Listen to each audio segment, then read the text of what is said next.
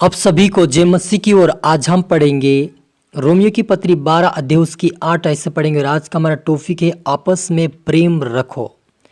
तो यहाँ पर लिखा कि आपस के प्रेम को छोड़ो और किसी बात में किसी के कर्जदार ना हो, क्योंकि जो दूसरों से प्रेम रखता है उसी ने व्यवस्था को पूरी की है। क्योंकि यह कि व्यभिचार ना करना, हत्या ना करना, चोरी ना करना, लालच ना करना और इनको छोड़ और कोई भी आज्ञा हो तो सबका सारा अंश इस बात में पाया जाता कि अपने पड़ोसी से अपने समान प्रेम रख। हालेलुया, मिलकर प्रार्थना करें। धन्यवाद स्वर्गीय पिता परमेश्वर, प्यार प्रभु जी, आज के वचन आज के कलाम से मेरे पिता बारीक से बातें कर प्रभु जी। मैं तमाम आपके बेटा बेटियों की तरह हाथ में सौंपता हूं। पवित्र आत्मा सभी को छू और ब्लेस कर, सभी को तेरी आत्मा तेरी मस्सा से भरपूर कर, सभी को उठा और ब्लेस कर पिता परमेश्वर। सभी को तेरे राज्य की वारिस बना, सभी को अनुग्रह दे प्रभु जी। आज का वचन जो भी देखे सुने पिता आश पे बरकत पाए और आपस में प्रेम रखने वाले और प्रेम में बड़े पिता परमेश्वर और आपके वचन बड़े आपके राज्य की वारिस बने। मदद सहायता कर मेरे पिता परमेश्वर। सबको तेरे हाथ में सौंपते ये प्रार्थना दुआ यीशु तेरे मीठे मधुर नाम से मांगते हैं, आमीन। तो मेरे अजीजों, हमने यहाँ पर पढ़ा रोमियो 12 का 8 ऐसे पढ़ा कि आपस के प्रेम को छोड़ और किसी बात में किसी के कर्जदार ना हो, क्योंकि जो दूसरों से प्रेम रखता है उसी ने व्यवस्था को पूरी की है। हालेलुया। मेरा जीजो, यहाँ पर पौलुस कहता परमेश्वर का दास प्रभु यीशु मसीह के वचन से कि आपस में प्रेम को छोड़ किसी बात में किसी के कर्जदार ना हो, क्योंकि जो दूसरों से प्रेम रखता है उसी ने व्यवस्था पूरी की है। मेरे अजीजों, यदि हम एक दूसरे से प्रेम करेंगे, अपने पड़ोसी से प्रेम करेंगे, अपने दुश्मन से प्रेम करेंगे तो हम परमेश्वर की उस व्यवस्था को जो प्रभु यीशु मसीह ने जो आज्ञा दी है उसको हम पूरा करते हैं।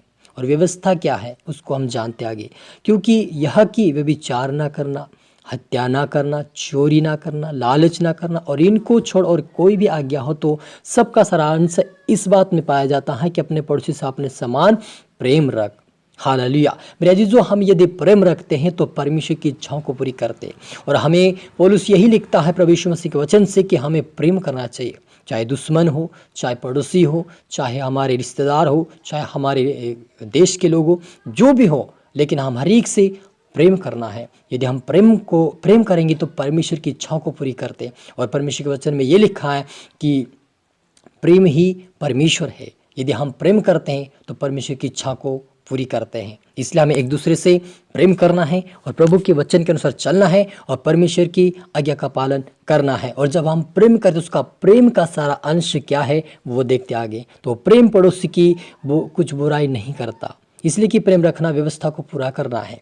समय को पहचान कर ऐसा ही करो। वो कहता है कि अगर हम प्रेम करते हैं तो अपने कुछ बुराई नहीं करता, जो अपने पड़ोसी है उससे हम बुरा भला नहीं कहता है, क्योंकि हम परमेश्वर के लोग हैं। मेरे जीजो, हम उसके विरुद्ध में बुराई कुछ भी नहीं करना है, उसके पीठ के पीछे बुराई फालतू बातें हमें नहीं करना है, उसको क्षमा करना है, उससे प्रेम करना है और परमेश्वर से प्रार्थना करें कि वो भी प्रभु को जाने। हालेलुया। और लिखा कि समय को देखकर ऐसा ही करो, इसलिए कि आप तुम्हारे लिए नींद से जाग उठने की घड़ी आ पहुंची है, क्योंकि जिस समय हमने विश्वास किया था उस समय के विचार से अब हमारा उद्धार निकट है। पौलुस कहता कि समय को देखकर ऐसा ही करो कि तुम एक दूसरे से प्रेम करो। मेरे अजीजों, आप और मुझे प्रेम करने की ज़रूरत है और नींद से जाग उठने की ज़रूरत है। यदि हम आंखें बंद कर रहेंगे, लोगों से प्यार नहीं करेंगे, लोगों से मोहब्बत नहीं करेंगे, लोगों से मेल मिलाप नहीं रखेंगे, तो परमेश्वर भी आप और मुझसे मोहब्बत और प्रेम नहीं करेगा, मेल मिलाप नहीं करेगा। क्योंकि यीशु मसीह बोलता है, यदि तुम दूसरे के अपराधों को क्षमा करोगे तो मैं तुम्हारे अपराधों को क्षमा करूंगा। क्षमा करने का मतलब हमें प्रेम करना दिखाता है। और हम प्रेम करेंगे तो परमेश्वर भी हमसे प्रेम करेगा और हमारे पापों को क्षमा करेगा। हालेलुया। इसलिए आप और मुझे भी समझना है, सीखना है और प्रभु के वचन पर ध्यान देना कि हमें प्रेम करें, ताकि खुदावन के राज्य के हम वारिस बने। क्योंकि रात बहुत बीत गई और दिन निकलने पर है, इसलिए हम अंधकार के कामों को त्याग कर ज्योति का हथियार बांध ले।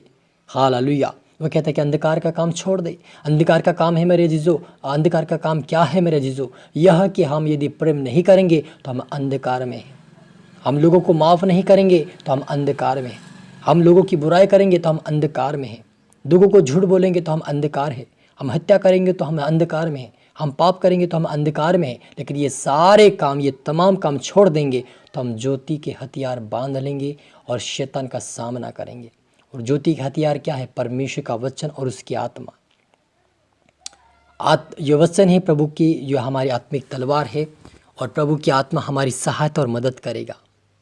तो इसलिए यहाँ पर मुझे परमेश्वर के हथियार उस वचन को बांधना है, यानी कि वचन के अनुसार हमें चलना है, हमें एक दूसरे से प्रेम करना, क्षमा करना है और हमें परमेश्वर की आज्ञा का पालन करें ताकि हम खुदावन के राज्य के वारिस बने। मेरे अजीजों, यदि हम प्रेम करेंगे तो हमें परमेश्वर भी प्रेम करेगा और अपने राज्य के अधिकारी होने का अधिकार देगा।